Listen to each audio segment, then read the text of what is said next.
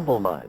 Longtime viewer of this channel, Jordan Taylor, asked me if I could talk some more about my favorite shmups since I mentioned that I enjoyed them in my Super Nintendo video earlier this year. Naturally, I took that simple request much further and decided to challenge myself by not only building a list of what I think are the best shoot-'em-ups out there, but also the best games from a variety of genres belonging to that whole arcade shooter umbrella. Over the last 5 months since I initially received Jordan's question, I've revisited old favorites, finally tried those bucket list shooters I've always wanted to play, and I've stumbled upon some amazing stuff that I probably wouldn't have found otherwise if it weren't for this challenge. So today I present to you my 69 personal favorite arcade shooters that I think are worth playing. Before we begin though, some quick disclaimers. There is no definitive list out there for this sort of thing. This is all in good fun and this is just my opinion. If there's anything I missed, and I'm sure I did, let us know in the comments down below so that we can make this list even better. Maybe we can build it out to 100 arcade shooters. Also, when you're watching this, please just keep in mind that some of these games I played for the very first time as part of this whole process, and I'm also not going to claim I'm the greatest arcade gamer ever by any means, so don't expect insane gameplay, please.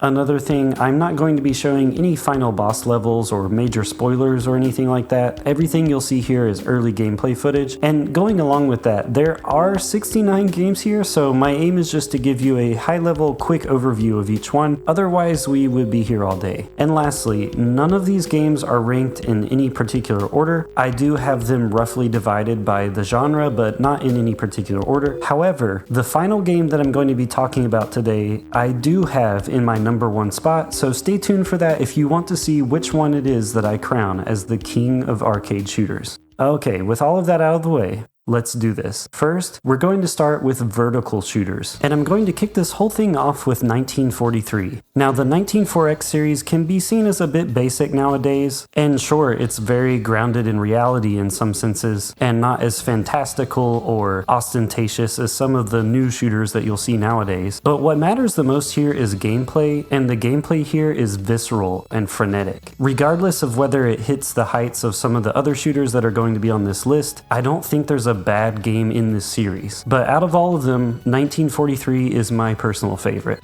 So now we're going to go to Dragon Spirit. This one is a little more fantastical. All I can say about this game is it's just such a vibe, man. I'm playing the TurboGrafx 16 PC Engine version of this game, which I honestly prefer over the original arcade, to be honest. There's just something about the way that this version of the game doles out the enemies, the way that the music sounds in this version of the game, and of course, Dragon Spirit is pretty unique considering that you actually do play as a dragon. Another fun thing about this game that you've probably already seen is that you have multiple types of projectiles.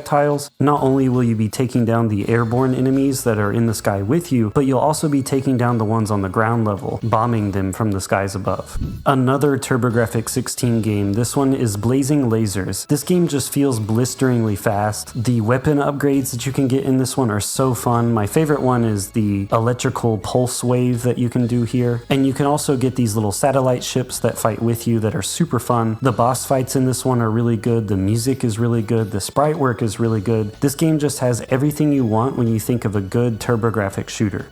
And next we have a Sega Saturn classic, one of the bucket list shooters that I had to play if I was going to make a video like this, Radiant Silvergun. The gameplay in this one is just so fun. As stupid as it sounds, the ability to just shoot a variety of different weapons just by using different buttons was so novel because when you think about it, in a lot of other shooting games, you usually have to acquire some sort of power-up or you've got to press an additional button to switch between the weapons. Whereas in Radiant Silvergun, they just let you do whatever you want, and it's up to you how you handle every given combat situation. Of course, you can't talk about Radiant Silvergun without talking about the Radiant Sword. That thing is so sick. I did it by accident for the very first time, and it just blew me away. I can absolutely see why this game is considered a classic, considered one of the GOATs, and this is one I'm certainly going to be playing as soon as I finish this video. Next, I'm going to talk about the sister title to Radiant Silvergun, Ikaruga. Of course, this one is also a mega hit, classic of all time. So many people love this game. Clearly, it's one of the best ones out there. For me personally, it took a little bit longer to click, and I think that's kind of natural. Switching between the two different colors in order to absorb the enemy's projectiles is such a novel concept, but when the game gets really fast, it can sometimes get a little difficult to swap between them fluidly on the fly. But this is also one of those that never feels unfair despite despite the waves of projectiles that you're going to be hit with. It's not up for debate how well this game is designed. It is clearly a masterpiece, and it's one that I look forward to getting better at. Now with this next one, you'll have to forgive me because initially I actually didn't like this franchise. You see, I grew up with the Super Nintendo port of the original Raiden, and it's just not good. I honestly think I would almost rather play the Atari Lynx unfinished prototype of Raiden over the Super Nintendo version. However, I knew that I couldn't just let that one bad port affect my entire outlook on this franchise. Thankfully, I did give a bunch of the Raiden games a try, and it was ultimately Raiden Fighter's Jet that became my favorite. This game is amazing. It plays so well, it's so fast. Miss Humblemud kept talking about how beautiful the backgrounds in this game are, and to be honest, this one little thing carries a lot of weight for me. I love that when you choose between the variety of ships that you have at your disposal, one of them is basically Spyro the Dragon. I don't care what you say, I know it's canonically not Spyro the Dragon, but that is Spyro the Dragon in my heart. I mean, when you get the satellite power-ups, they're just little fairies, which is also perfectly on brand for Spyro the Dragon, and you can breathe fire. That's Spyro the Dragon. This game is so good, and honestly one of my favorites that I tried across this entire experiment. Giga Wing is a rather last-minute addition that I stumbled upon while I was making this video. The Capcom Arcade Stadium games went on sale, and so I gave it a go, and man, I'm so glad that I caught this before I got this video out. Giga Wing is so cool. It's a game I've never really heard anyone talk about, and it's just super solid. The explosions are really insane. I love that you can reflect enemies' attacks right back at them, and when you do, they just explode into a flood of medals that you can collect for extra points. I don't know, I think this game just has it all. And compared to some of those other like greatest of all time shmup companies that you always hear about, I feel like I never really hear about Capcom in that sort of conversation, unless we're talking about run and guns, but man, Giga Wing is really solid. Super fun. Another really fun space shooter that I feel like kind of goes under the radar sometimes is Soldier Blade Tellum. Sorry, I had to make that joke. Soldier Blade almost feels like a reverse bullet hell because you have so much control over the battlefield. I mean, pretty much right off the bat, you get a triangle shot where you're basically destroying everything that comes your way, but thankfully the bosses do give you a bit of a challenge, and to be fair, I think there's a lot of fun to be had turning the tables on the enemies and basically being a monstrosity yourself until you actually encounter the bosses. But yeah, this game is just a ton of fun. It has a lot of charm. I really love the mech designs here, and every single weapon you're going to find in this game is useful and fun to use. Iridian 2 is one of the most visually impressive games I've ever seen on the Game Boy Advance. This is technically a vertical shooter in my book, it's just slightly turned on its axis so that you have that kind of unique look to it. But I gave this game a go because I heard a lot of GBA fans saying it really holds up, and now that I've played it, I see what they're saying. I think because of the platform that this released on, it's going to go criminally overlooked for probably forever, but don't sleep on it. It's really fun, and obviously there are so many ways that you can play this one nowadays. It's a great one to play on the go. And up next we've got Gunbird for the Sega Saturn. Man, I love this one. Most immediately you're going to see those really fun anime character designs that leave a great first impression, and right after that you're probably going to notice the music. The music in this thing is so good. The sprite work in this game is amazing, the boss fights are super fun, and Gunbird just has a ton of personality to boot. I personally really like to play as the female Sun Wukong type character. I mean, who doesn't want to ride on a flying Nimbus? The Sega Saturn is full of great shooters, and Gunbird is definitely one of them. I've heard that this one is sometimes considered like one of the crown jewels of the Genesis library when it comes to shoot 'em ups, and after finally getting to play it, I have to agree. Musha is so cool. I think the thing that stood out to me most immediately was the setting. This game has a sort of futuristic Japanese aesthetic to it, with these really surreal, kind of haunting enemies that you face. And there's so much going on the screen. You want to try every single power-up and see what it does, because they're all wildly different from one another. And I also think this game makes great use of the Genesis sound chip. Musha is a really good time, and it's one of those games where you never know what's going to happen next. Okay, and for now that does it for my vertical shooters, but don't worry, they're going to be popping up again in some other forms. For now though, we're going to go to horizontal or side-scrolling shoot 'em ups. And we're going to start off with Gradius 3. Now, I know there's a lot of great Gradius games out there. I hear a lot of praise for Gradius 5 in particular, and we've also got the Salamander games as well. But for me, Gradius 3 just holds a really special place in my heart. It's one of the first games that I got for myself on the Wii's Virtual Console, and while I did grow up with the Super Nintendo as a kid, I didn't have this game. From the very first moment that I sat down and played it, I knew in my heart, like, man, I would have loved this as a kid. I think the upgrade system is really easy and intuitive to understand. I think the graphics in this thing are fantastic. Yeah, it's on the Super Nintendo, so you're gonna see some slowdown here and there, but the gameplay is still really solid. And I think especially when we're talking about Super Nintendo shmups, Gradius 3 is pretty hard to beat. However, if there's a game that I would argue probably beats most of them out there, I would probably say Einhander. This was a childhood favorite of mine. Me and my dad used to play this one together all the time, so I have a lot of memories with this one. I love how it's got a loose kind of tie to the Final Fantasy universe, actually. This is a game made by Square, which I know many of you would never expect if you didn't already know that. But to me, Einhander is one of those games that just encapsulates the vibe of the PlayStation 1 really well in a very specific way, kind of similar to how like Ridge Racer Type 4 does. Aesthetically, sonically, gameplay wise, just everything about this game is top notch. It screams the 90s. You've gotta love this futuristic world that you're in. The boss fights are insane, and the challenge is certainly there. Einhander absolutely holds up, and while I think it's pretty well known within like the shoot 'em up community, it's one that I still don't see a lot of people talk about, even if they grew up with the PlayStation. And oh man, we're going from banger to banger to banger. It's like I made this list or something. This next one is Lords of Thunder for the TurboGrafx CD, and it's one of the best shooters of all time. This game is so freaking good. Lords of Thunder is essentially what you would get if you made a power metal video game. Like, this thing has a hard-hitting soundtrack, metal as vibes, crazy mythical beasts that you'll face off against, magic and sorcery, a really cool upgrade system. It truthfully has it all, and I seriously have zero complaints that I could even fathom of thinking about this game. Lords of Thunder freaking rules. Now, I've tried a lot of PC Engine shooters over the years, but there was one I never really gave a go. I think mostly just because I didn't know what to think about it. But now that I've finally played Airzonk, I've been kicking myself because I think I actually like it better than the mainline Bonk games. Even though I'm not really sure how this ties into the Bonk's Adventure games, and maybe it doesn't at all, it doesn't matter because they made the aesthetic and vibe that Bonk has work in this type of cute 'em up style of game, and the gameplay is just so fun. I love seeing him adopt this sort of like rad 90s version of Astro Boy type of persona that he's going for. It works for me. I love the colorful cartoony artwork and pixel art here. I was thoroughly impressed with this game. I expected to kind of like it and be like, okay, yeah, I can see why it has its fans. But when I actually came away from my first playthrough of this game, I was like, nah, this is a classic.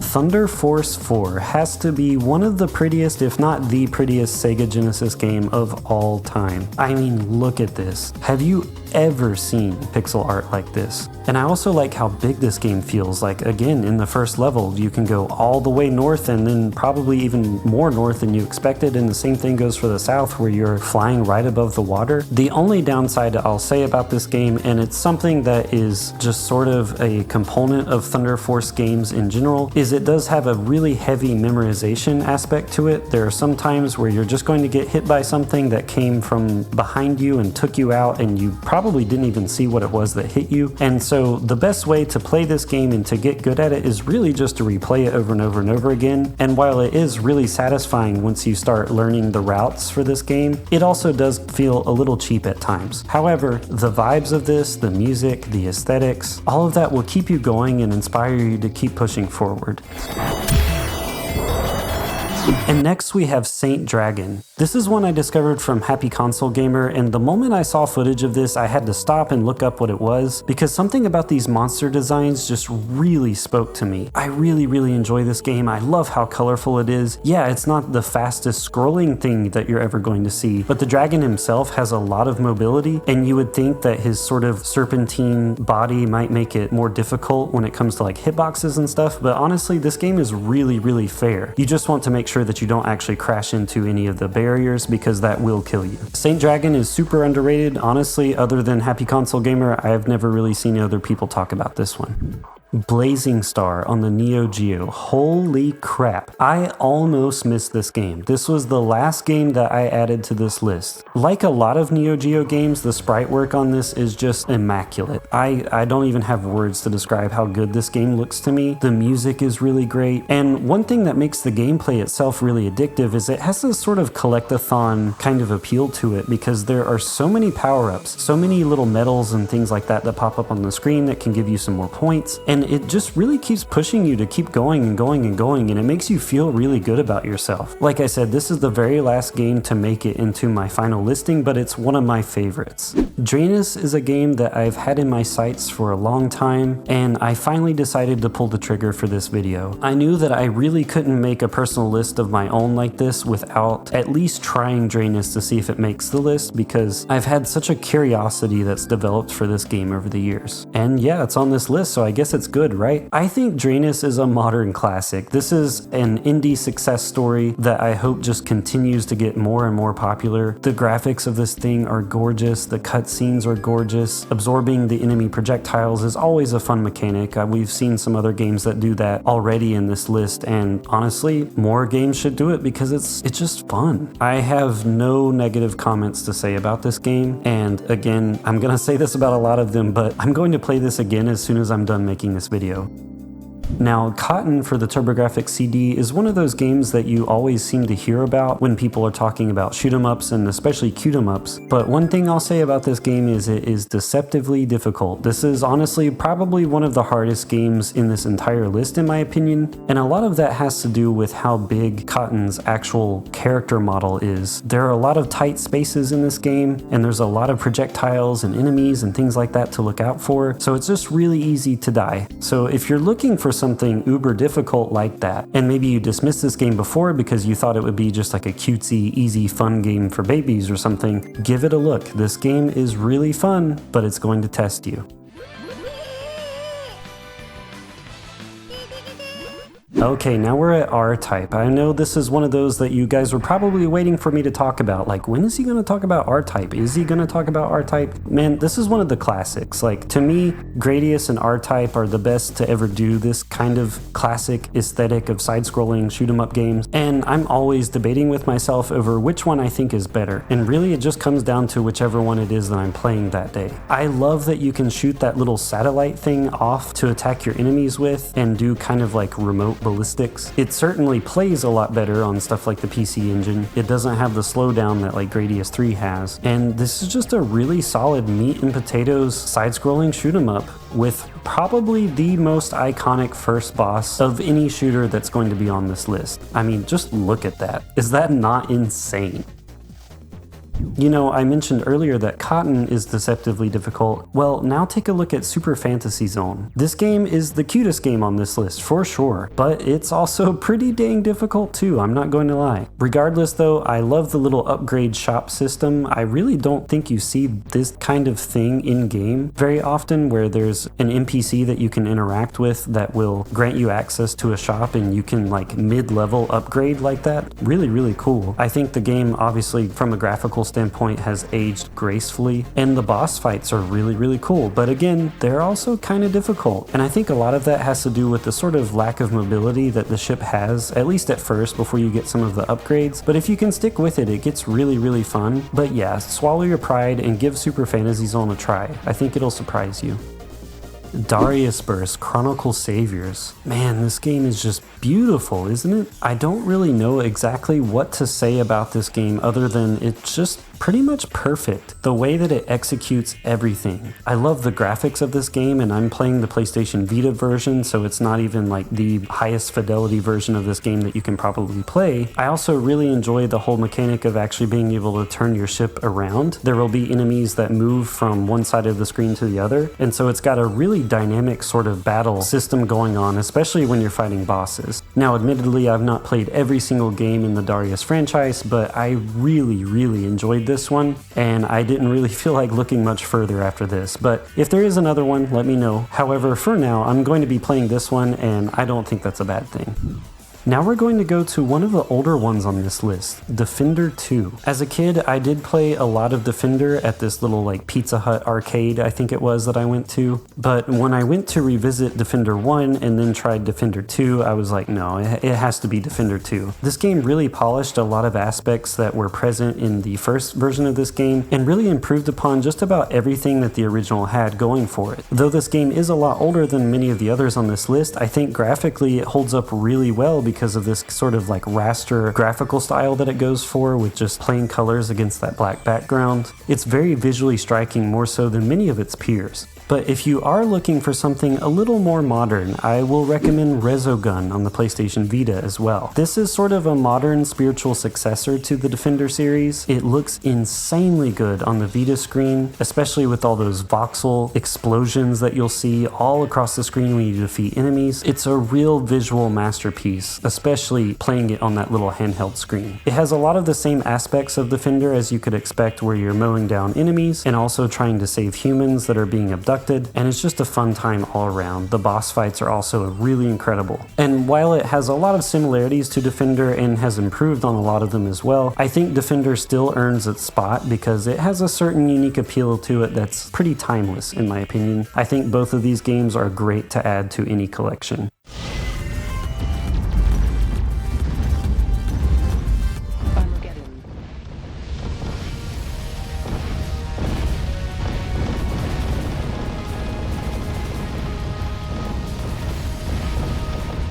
Okay, and I can't believe it, but we just got through my horizontal shooters segment. Now we're going to go to rail shooters. If you're not familiar, these are games where you're usually on a set path and you can dictate where you move as far as like vertically and horizontally goes, but you're usually following a rail. It's like an on-rail experience while flying through various vistas. So anyway, with that out of the way, we're going to start with Sin and Punishment Star Successor for the Nintendo Wii. One of my fondest memories from the Nintendo Wii era was when Sin and Punishment for the Nintendo 64 got localized and brought over to the Americas for the very first time. Honestly, I had never really heard of such a thing happening in an official capacity like that, and it was just really cool of Nintendo and totally unexpected as well. And that game ruled and was initially going to be the one that I included, but Star Successor actually took its place because when I tried it, I was just absolutely blown away. Sin and Punishment Star Successor is hands down one of the best examples of how to use Nintendo Wii controls properly. The Wii Remote is perfect for this game, the Nunchuck is perfect for this game, and honestly I really can't think of a better way to play this other than with the Wii Remote and Nunchuck. It's criminal that this game wasn't more successful. I hope that it comes back one day, but I don't necessarily think it has the best chances. However, if you have a Nintendo Wii lying around, you owe it to yourself to try this game. Resurrecting the Sin and Punishment franchise is one of the best things that the Nintendo Wii accomplished, and if this is the last game in the series that we ever see, at least they ended it on the highest of high notes.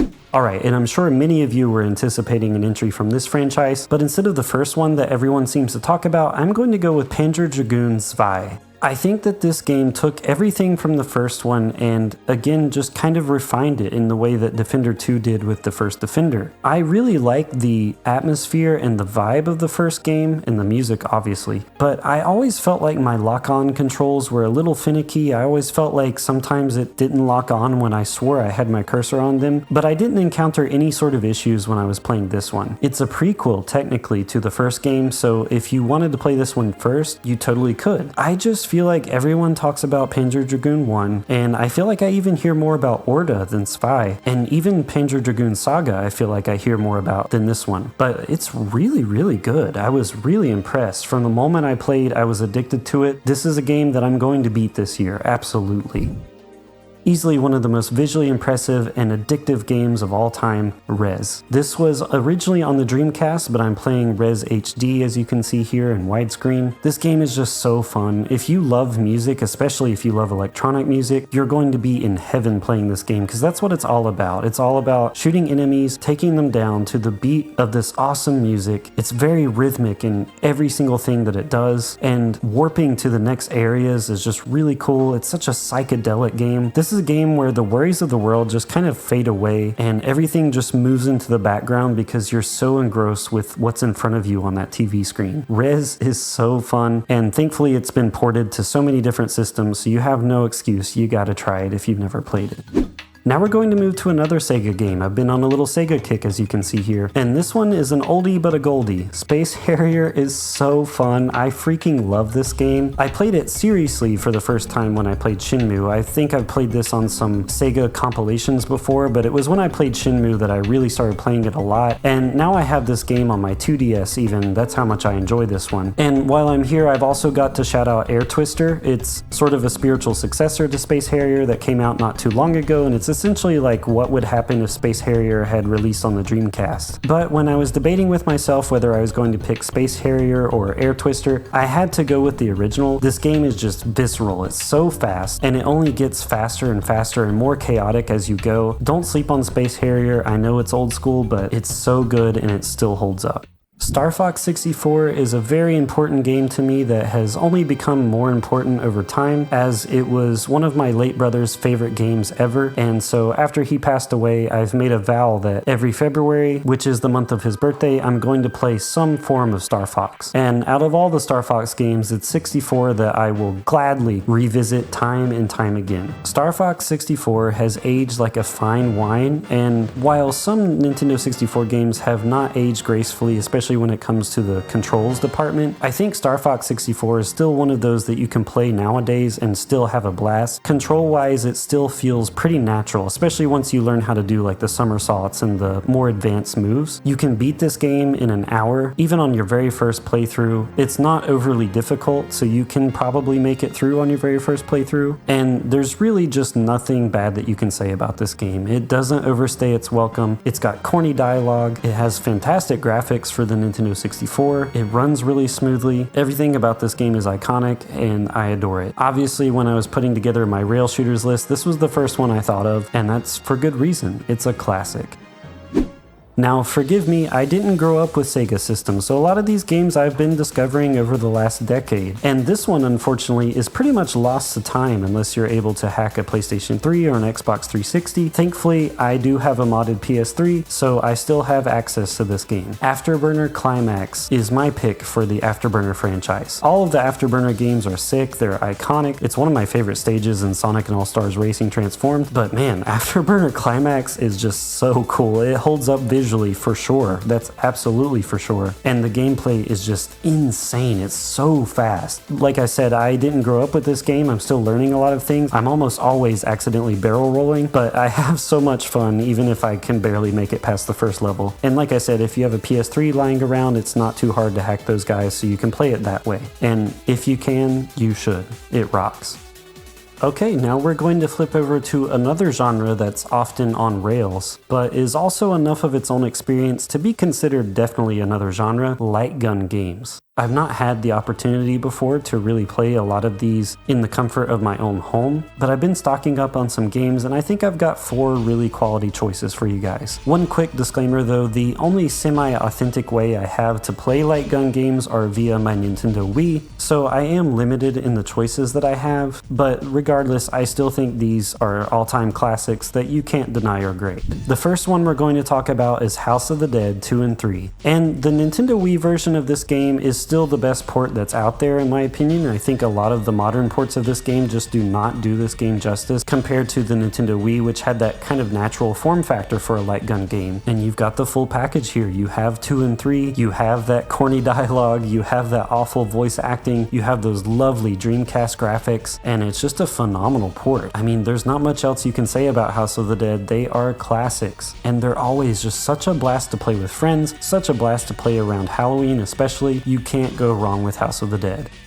One of the games I really wanted to try for this series was Virtua Cop, but again, I didn't really have any way to play that one. However, when I was doing some research, I found out that Ghost Squad for the Nintendo Wii is considered a Virtua Cop spiritual successor, and it was made by Sega. And let me tell you, when I played this game, I was really kicking myself because for some reason as a kid, I thought it was like a shovelware game because I always saw it in bargain bins. But again, now I'm just kicking myself because I'm like, man, I could have bought this for $5 like years and years and years ago, and it probably would have been one of my favorite Nintendo Wii games. You have that Sega AM2 logo coming up as a seal of quality, and you know you're in for a good time. It definitely has that virtual cop vibe, where you're breaking in as the Ghost Squad, you're saving hostages, you're shooting the bad guys. Very meat and potatoes, very fun, and honestly it might be my favorite out of the 4 that I've chosen for this video. Alright, and my next one is an oldie but a goldie. You gotta go with Duck Hunt. I know that Duck Hunt is a little outdated, to say the least, compared to some of the other light gun games that are out there, but for a lot of people, it was Duck Hunt on the NES that started it all. This was packaged in with Super Mario Brothers, and it was such a strange pairing, but awesome, because Duck Hunt is sick too and totally different from Super Mario Brothers. And the way that I played this game was actually on my Wii U, and the Wii Remote works great in place of the gun controller. This was one that me and Miss Humblemud played a lot longer than we expected to. It's a classic. What can you say? Now this next one might surprise you because Time Crisis never received a port to the Nintendo Wii, but if you have a modded Wii, it can run Time Crisis, and the Wii Remote can be used in place of the gun con, and it's a great way to play this game. There is a little bit of audio lag, but you don't really notice it when you're playing with your TV. It really wasn't until I was coming back and watching the footage that I noticed it. Time Crisis occupies a similar space to like Ghost Squad and Virtual Cop for me, but it's also different enough and has that sort of House of the Dead corny dialogue as well, where I think it deserved its own spot. I'm so glad I got to finally try this one. I know when it comes to light gun games especially, I'm probably a little lacking on this list, but I think you guys can all agree that I've got some classics here as well as an underrated one. Alright, and now we're going from light guns to running guns. And just a forewarning, we're going to have a lot of Konami on this list. They freaking killed it during the 90s. We're going to start off with Contra 3, which is similar to Gradius 3, a game that I got on the Wii Virtual Console back in the day, and was another one that I would have died if I could have had it in my original Super Nintendo collection. I think Contra 3 has one of the most iconic first levels of all of video games. I mean, you've got enemies coming at you from left and right, this giant gun tower thing that you're blowing up, you drive a tank, the whole world catches on fire, and then you're dodging beams of flames and stuff. Then you fight this giant turtle beast thing. Contra is crazy, and Contra 3 just still holds a really special place in my heart. I don't like the top-down levels as much, to be honest, but I've grown to enjoy them gradually more and more over the years. But it's these side-scrolling levels especially, and just the whole vibe of this game that really carries it to the point where I can kind of overlook those things that I don't enjoy quite as much. And of course, this game is phenomenal as a two-player experience. Now, you can't really talk about running guns without Mega Man, can you? Mega Man 2 is amazing. I beat it 3 times last year. I finally decided to put on my big boy pants and try some classic Mega Man games, and I played Mega Man 1, 2, and 3. Really enjoyed all of them for a variety of reasons, but I think Mega Man 2 is a classic for a reason, and while it might be kind of the typical choice, it's a great place to start, at the very least. This game is just pitch perfect, easily one of the top 10 NES games, probably top 5, maybe even top 3 NES games of all time. And if you haven't played it yet, do yourself a favor, pick it up. There's the Mega Man Legacy Collection that has the rewind feature, so even the difficulty that might be a little intimidating to you, and trust me, I understand because it intimidated me, that rewind feature makes a lot of things a lot easier, and you can kind of just ease your way into it and figure it out and get better a lot faster than you would if you were having to restart it over and over and over from like the beginning of the level, like in the old days. So yeah, I had to give Mega Man some love on here. Sunset Riders for the Super Nintendo. Another really fun one. I really love the Western aesthetic of this game. It plays a lot differently than other things. You're going to, at least in my case, I moved a lot slower and was a little more strategic. Your guy has such a big hitbox that it's really easy to get taken down, so you really have to think a lot about your positioning and your aiming and trying to get in there and hit them before they can hit you. In that sense, I think that Sunset Riders did a really good job of capturing that sort of classic Western shootout type of scene that you see in cowboy movies, because that's almost every single encounter that you're going to face in this game. Alright, and now we've got Pocky and Rocky, another Super Nintendo classic. This one is super unique, the setting is super unique, the characters are super unique, and while a handful of new people have gotten exposed to this game over the years thanks to the reshrined port of this game, I still don't think enough people know about this one. This game just oozes charm. I love the sprite work in this game, the enemy designs, fighting all these different yokai and getting to play as a mythical character yourself if you're playing as Rocky. This game is just fast and fluid. The Super Nintendo version still holds up, and it's got just the right amount of challenge. Now, Pocky and Rocky might not be the first thing you think of when you think of run and gun games, like when you just look at it, like a screenshot of it. The same thing can be said for The Legend of Valkyrie. This looks like it would be a hack and slash, but it is a shooter. Every single attack you do is a projectile, and while it does have some adventure and light RPG elements to it, at its heart, The Legend of the Valkyrie is a really good top-down Namco shooter. The way that I would recommend you play this game is through the Namco Museum Volume 5 port of this game that's on the PlayStation. It was the first time that the arcade version of this game got translated to English, and if you pick up the Arcade Archives version of this game that you can get on like the Switch and PlayStation and all of that, it hasn't been translated for some reason. So in my book, I still think this is the best way to play it. The PC Engine version is also really cool and has a lot of different gameplay elements. So however you can play any version of this game, please do. This game has so much charm. The music's iconic. I really fell in love with it when I was going back through the Namco Museum games earlier this year.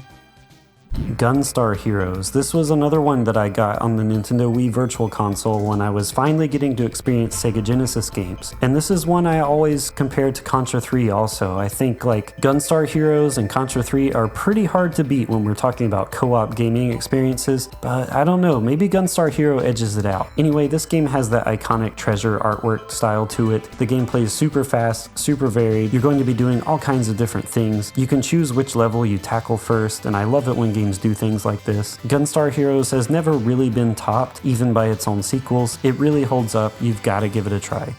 Now, I'm sure some of you were expecting this. I gotta go with a Metal Slug title here, Metal Slug X. Now, I've tried a bunch of the Metal Slug games, but it's X that really just does something different for me, and I know I'm not alone in that sentiment. Like all the Metal Slug games, the artwork Man, the artwork is just phenomenal. It makes such great use of the Neo Geo, really proves how that console was just a cut above everything else at the time. And I also love how this game doesn't take itself too seriously. The second level of this game where you can get infected and turn into a mummy yourself is just such a nice surprise, and the gameplay is just so satisfying. You really can't go wrong with any Metal Slug game, but for me, X is the one that has my heart.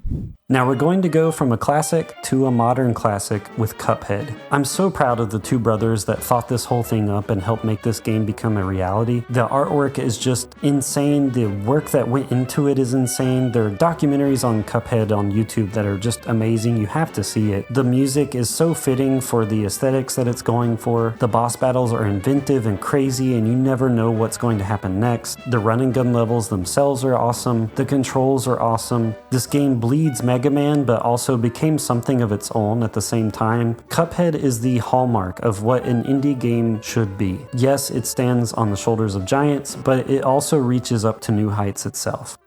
Now, let's go back to the Neo Geo one more time for Shock Troopers. Wow, what a good game. This was one of the ones that I tried for the first time as part of this whole challenge that I gave to myself. It will take you a little bit of time to get used to the controls, and I do think if you could just play more like a stereotypical twin stick shooter, it would probably be a little easier and maybe more enjoyable, but with this game, you have a classic. The art is amazing. The multiple characters that you can pick between adds a lot of variety. You can pick your routes, which again, I really love. The boss fights are really cool. All of the different weapons are so satisfying to use. And yeah, I just said the whole thing about twin stick controls, but you get used to it, and once you do, it controls really, really nicely, especially for a game that came out during this era and was trying so many new things. Shock Troopers is a blast.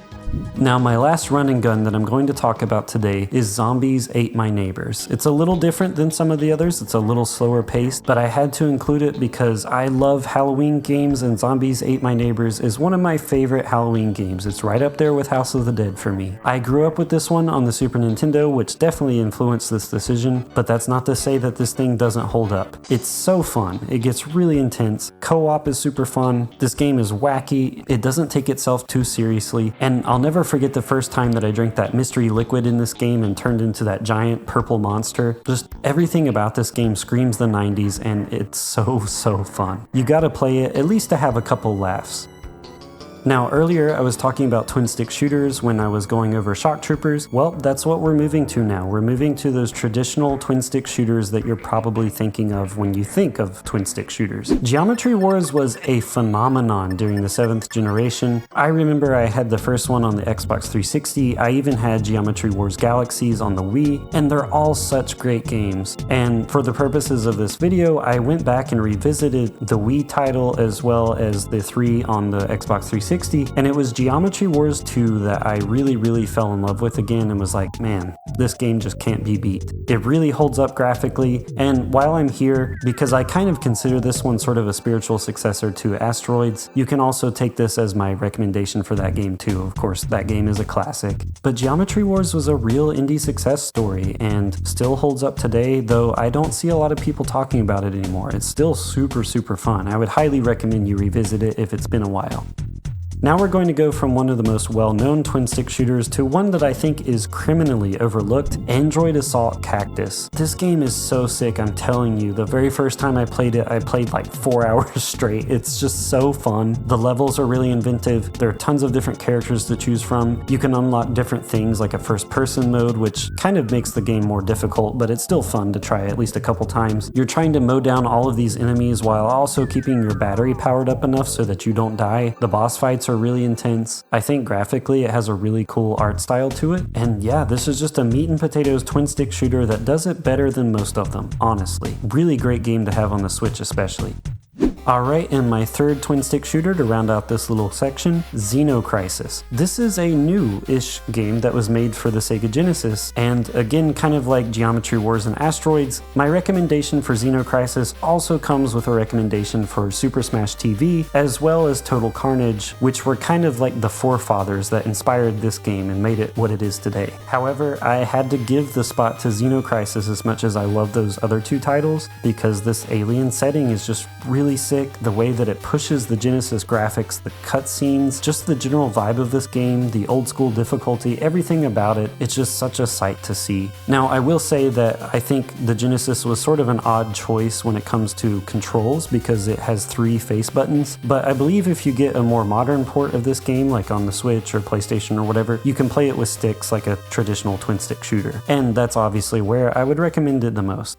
And now I've got 2 gallery shooters for you that I had to include on this list, and this first one is actually the very first one that I tried for the first time and fell in love with, and knew I had to include in this video. Cabal is the arcade game that started it all when it comes to that whole gallery shooter term, really. In fact, this particular genre is a lot of times called Cabal shooters, because this one was the one that did it. In this game, the joystick or D-pad, whatever you're using, controls both your movement and your aiming, which might sound weird at first, but the catch to it is if you hold down the shooting button, your character stays still, and while they're doing that, you can then aim freely. And so actually the controls here are really nice, and you're mostly concerned with trying to dodge the other bullets and then finding a safe place to camp while you take them all out. There are destructible environments, lots of really fun boss fights, and plus he does this really goofy dance when you eliminate everyone.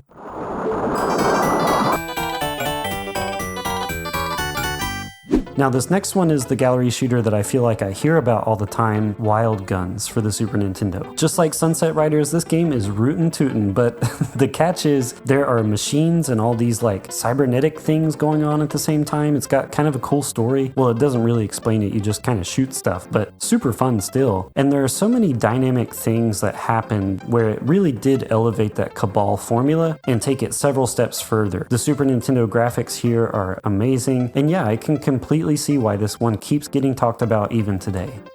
Alright, we only have 2 more sections left before we get to the king of all shooters, in my humble opinion. And this next section is the bullet hell genre, which I was really intimidated by, to be honest, because I don't have a ton of experience in this area. However, I was pleasantly surprised, and I've got 5 games for you. Now, this first one comes as a recommendation for cave games in general. Everything they do is great, like Dodonpachi is also really awesome. But if I could only pick one, at least right now, I have to go with Death Smiles. As you know from when I was talking about about Zombies Ate My Neighbors. I love Halloween aesthetics when it comes to arcade games especially. For some reason, a lot of arcade games actually have that sort of Halloween aesthetic. It's kind of interesting. And Death Smiles is one of the best at it. You have two different buttons that you have to press. One will aim you to the left, one will aim you to the right. And while this game does have a lot of bullet hell elements, it doesn't really necessarily beat you over the head, and it doesn't feel unfair because you do get a warning sign when enemies are coming from the left or the right. But what really does it for me are those monster designs, the graphics of this thing, the ultimate attacks that you can unleash, all of those sorts of things. It's just the perfect package. Death Smiles really rules.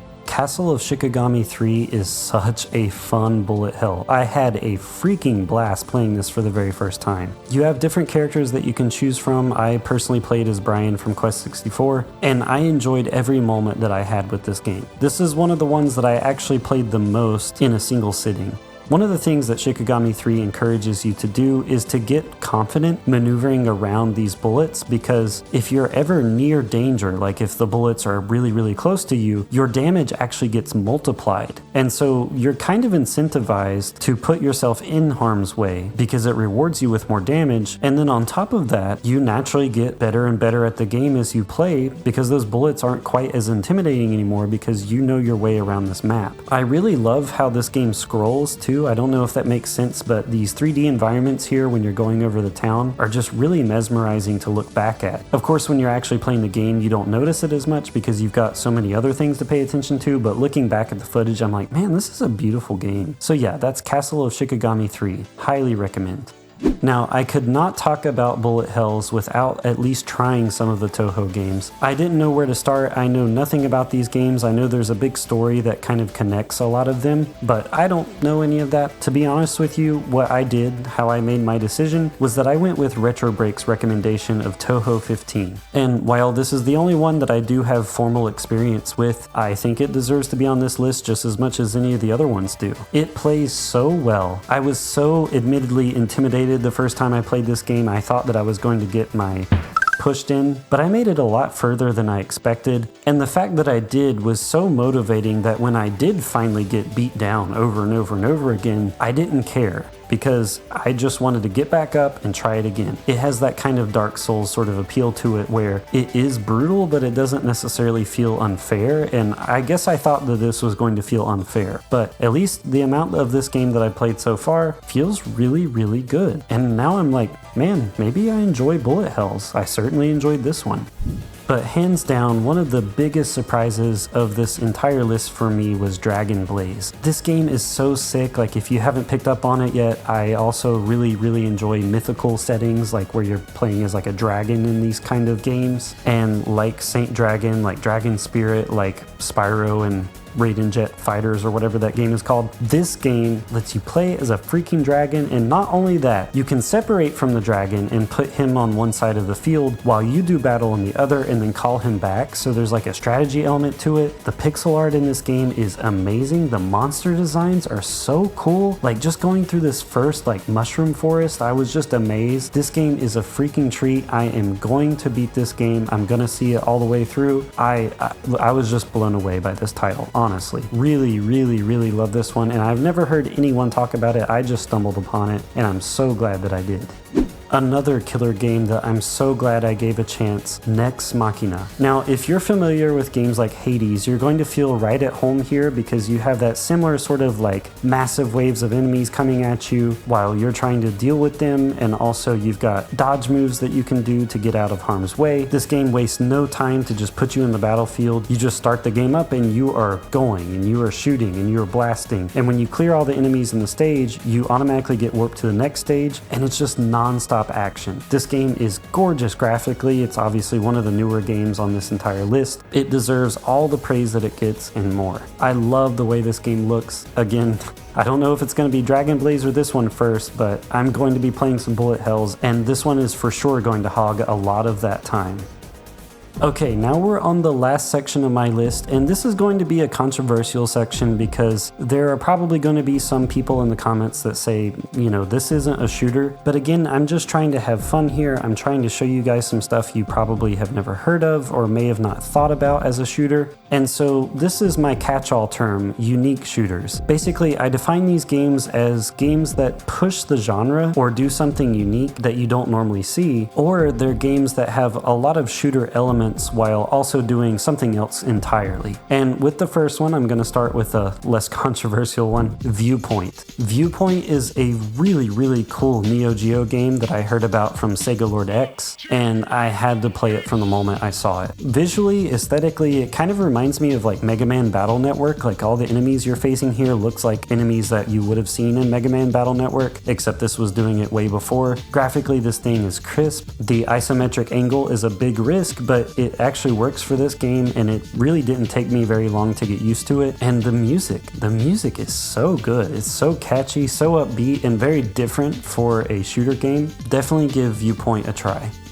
Nano Assault Neo. This is one of my favorite pick-up and play games on the Wii U. It was developed by Shinin Multimedia. They made Iridian, which I talked about earlier in this video, and they're also that studio that made the fast games like Fast RMX. Jet Rocket on the Wii was a banger as well. They're always making really creative, outside-of-the-box games that make great use of the hardware that they're being developed for. This is a traditional twin-stick shooter, so the controls are going to feel very familiar to you. However, the big thing that shakes this up is you are a microscopic little ship that's trying to take down a bunch of viruses. And so you'll often find yourself moving around these rounded 3D planes, very similar to something like Mario Galaxy. And while this isn't the longest game ever by any means, it's a really fun pick up and play title that I have found myself addicted to.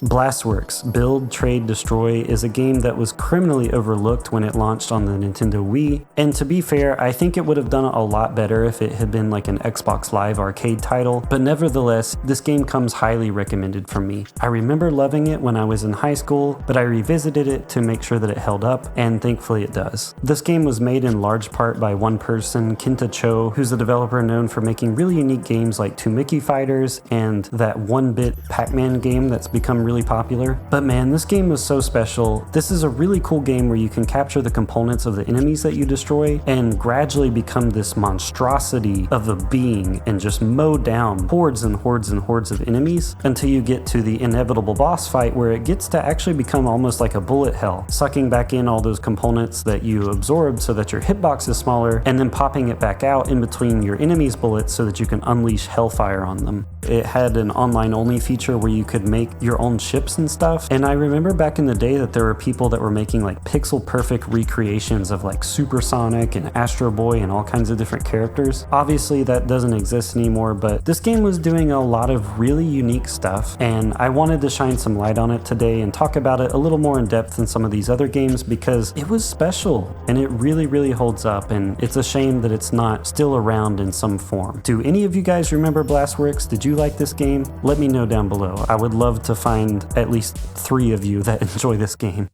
Alright, now let's get to some controversial stuff. Gain Ground. This is by far the slowest game that's on this entire list, but it is one of the best Sega Genesis games, especially when we're talking about co-op experiences. Gain Ground carries so many memories for me. This is really a strategy shooter. It takes a lot of inspiration from something like Gauntlet, but slows everything down, almost like you're a pawn in chess trying to move to the opposite side of the board. But in its most basic form, it's still a shooter at heart. You're going to get through skill, not just through strategic gameplay.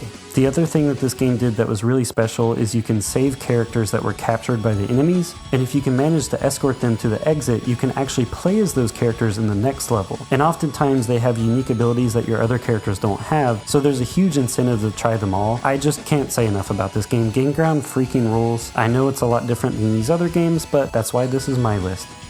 And while I'm on the topic of Gain Ground and controversial things, let's talk about Gauntlet Legends. Gauntlet Legends is also technically a shooter in many respects, and I've talked at length about Gauntlet DS and Gauntlet Dark Legacy, but I think for the purposes of this video, Gauntlet Legends is the best place to start because this game has aged really well aesthetically, in my opinion, for a Nintendo 64 game. I think it makes more sense that you start in the mountain region in Gauntlet Legends as opposed to Dark Legacy's graveyard levels, and this is the one that really started it all well as far as ushering Gauntlet into that 3D era. Now, the reason I consider the Gauntlet franchise in general as almost more of a shooter than a hack and slash or whatever is because literally every character attacks with projectiles. Even the ones that you wouldn't necessarily think of attacking with projectiles like warriors, they throw their axes. They're not swinging back and forth. This isn't Golden Axe, you know what I mean? So I think Gauntlet Legends definitely fits in here. It has those arcade roots. It has that similar frenetic gameplay, especially when you get further and further into the game and you're over encumbered with all of those mobs of monsters. Gauntlet Legends rules. It had to be on this list for me. This next one is probably the most modern take that I've seen on an arcade shooter base, and that's Sega's The Club. I think this game would have probably been a lot more popular if they actually called it Sega's The Club and put their name behind it, but The Club was this really overlooked Xbox 360, PS3 era game that combines elements of various arcade style games as well as racing and even like skateboarding games. You run through various gauntlets of challenges with a control scheme that's kind of reminiscent of something like Gears of War, but everything else about this game is arcadey as all get out. In The Club, it's all about trying to get as many points as you can by completing the objectives well, by being stylish, by getting headshots, by taking down your enemies. And though I'm not the best at it, I've been really enjoying getting better and better at this game, and I've got to give a shout out to Command and Console for putting me onto this one. The Club is criminally overlooked, and it's a great arcade experience. Alright, another controversial one, Takamaru's Ninja Castle from Nintendo Land. Now, this is a mini game within the Nintendo Land collection, but it's a great one. I have never met a person who didn't like this game. Honestly, I've never met anyone who didn't actually like Nintendo Land. Most of the people that say they don't actually never played it. It's just such a fun time and makes great use of the gamepad. So you essentially hold the Wii U gamepad on its side and then swipe your finger across to simulate throwing shurikens at your opponents, and it has this really cool mix between a gallery shooter and a light gun game. This one is so addictive, it's something that I always play when I have friends over, and I can't recommend it enough.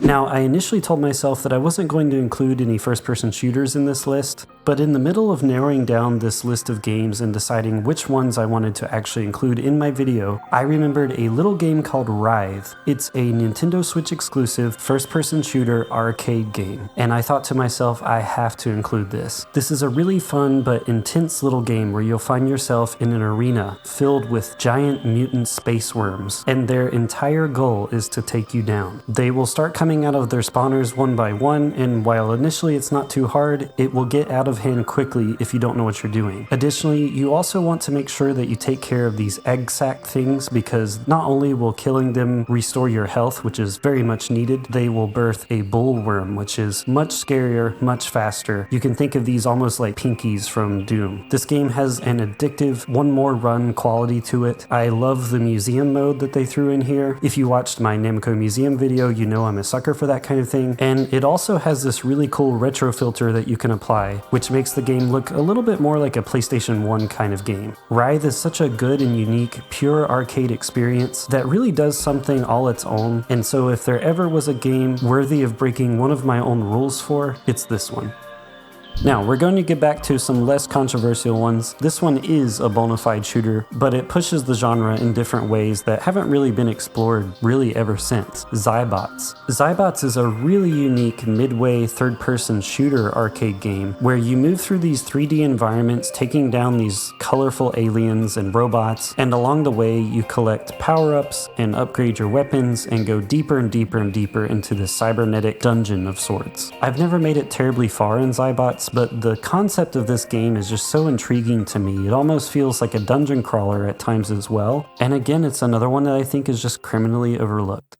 Now, the Ace Combat series has a lot of fans, so I'm sure people are very outspoken on which ones they like the most, but for my purposes and this list, I'm going to go with Ace Combat 6. I'm relatively new to the franchise, and I understand that it verges a little bit more towards the simulation side, but by and large, a lot of the extreme flight sim fans still consider Ace Combat pretty arcadey, so I think it's debatable that it could be included here. Now, admittedly, it took me a little while to get used to the controls, but once I did, I started having a lot of fun. Graphically, I can't believe this is an Xbox 360 game. It's so beautiful. This is one I'm going to put some more time into. I have a lot of friends that love this franchise, and I felt like it had to be included despite my low experience with it.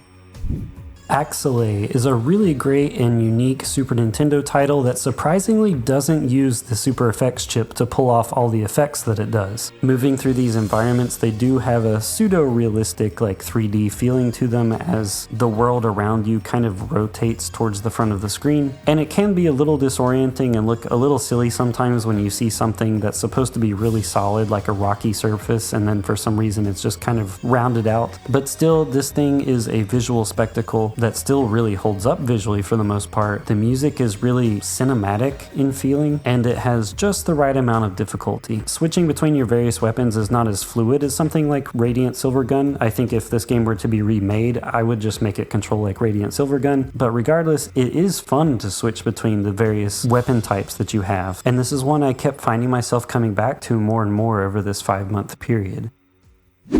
My last unique shooter, Hotline Miami. There's really nothing else out there that's like these games. You've got to love the aesthetics of this thing, the vibe of it. The story is really wacky but enjoyable. The combat is insane. If you're just 1 second too late, they will take you down first. And so it has this sort of run and gun feel, but also a little bit of strategy where you're trying to plot, okay, how can I get from point A to point B to point C without dying and getting my head blown off? It's hyper violent, but you can tell the people that made this game had so much fun making it, and oftentimes those are the most fun ones to play. Okay, if you've made it this far, first off, I sincerely thank you so much for putting up with me for this long. We are finally at the part that you must have been waiting for. We are going to crown the king. Yes, I have been keeping count. We have talked about 67 games. I knew that this title had to be given to one of these two games, and I'm going to explain my thought process here. At first, I thought the king had to be Space Invaders, but I'll be real with you, I've never really been a big Space Invaders fan. I don't really know what it is. I just don't really like the idea of hiding behind the bunkers, and I always accidentally destroy them, and I've just not ever really had a lot of fun with that game. I understand what it did for the industry, and that's why it would be stupid to not even consider this game for this conversation. So respectfully, I am putting Space Invaders at second place. But one last thing I did want to say is for me, for my personal pick, if I were to choose one Space Invaders title, I would choose Space Invaders Extreme on the Nintendo DS. Space Invaders Extreme was also on the PSP, but I think on the DS especially, it makes great use of that form factor with the double screens. Now this game is awesome. It is so fun. Very similar to Rez, actually. It's a very musical, rhythmic game. Everything that happens in this game, from the sounds of the enemies to the sounds of the bullets that you shoot to the explosions, everything is synced perfectly to this pumping electronic soundtrack. The visuals are really hypnotic and really fun, and it's just a blast. I have been playing Space Invaders Extreme pretty much every single night before I go to bed, and it's just so fun. I'm really glad that I found a title within the franchise that kind of redeems it for me, because I've always felt like kind of a poser being like, yeah, I don't really enjoy Space Invaders. Well, now I can say that I do. Space Invaders Extreme rocks. Now, if you guys were mad that I didn't crown Space Invaders as the king, I understand, but I think that if you do have that perspective, you'll probably respect what my number one spot is. And that is, drumroll please, Galaga. I love every Galaga game that exists. I have a Galaga tattoo. So you could say I'm extremely biased. Yeah, I have a lot of memories with this game. It's also one of the first shooters, kind of like Einhander, that I played with my dad a lot. But the more I thought about it, I had to give the crown to Galaga. I think that Galaga is basically the Super Mario Bros. 3 of shmups. It's the Pac-Man of shmups. Like, this is a game that has a sort of universal language to it where everyone can enjoy it. And every single time that my friends come into town, there's this barcade that we go to, and we always play Galaga and try to see who can make it the furthest. Despite its age, I think graphically it's still incredibly impressive looking. It's fast and fluid, the gameplay absolutely holds up, and I just feel like if you've never played a shooter ever in your life, or if you're a hyper shooter fan who drowns themselves daily in bullet hells, I think both of those camps can still enjoy this game. Galaga is iconic, and I just don't think it can really be overstated how well Galaga fits in the hands of pretty much anyone that tries it. And I also have to say that lately Galaga 90 has kind of taken that spot for me as potentially my favorite Galaga game. Galaga 90 on the PC Engine is so awesome. What's better than piloting 2 ships? Combining 3 and forming this like mega ship. You can go to different galaxies and stuff and go through wormholes and fight boss fights, and there are actually like legit scrolling sections and hazards to look out for. Galaga 90 is so good. Easily one of the best PC Engine games, and that's saying a lot because the PC Engine is like the shooter fans console, right? And even Galaga Legions. Yeah, that game doesn't have the typical gameplay loop that you expect from Galaga, and I can understand why you might not even consider it a Galaga game, but this came out during that era where a lot of games were being remixed, you know, like Pac-Man Championship Edition and stuff like that. And I think this stands up there, like with Space Invaders Extreme as well, as a really cool new take on the original formula. I don't know, man, like maybe it's just nostalgia speaking here, but even when I tried to step out of that and think logically, I was like, no, I think it's gotta be Galaga. Almost 45 years ago, this legendary game graced arcades everywhere, and it's still being played today. And you know what? I think 45 years from now,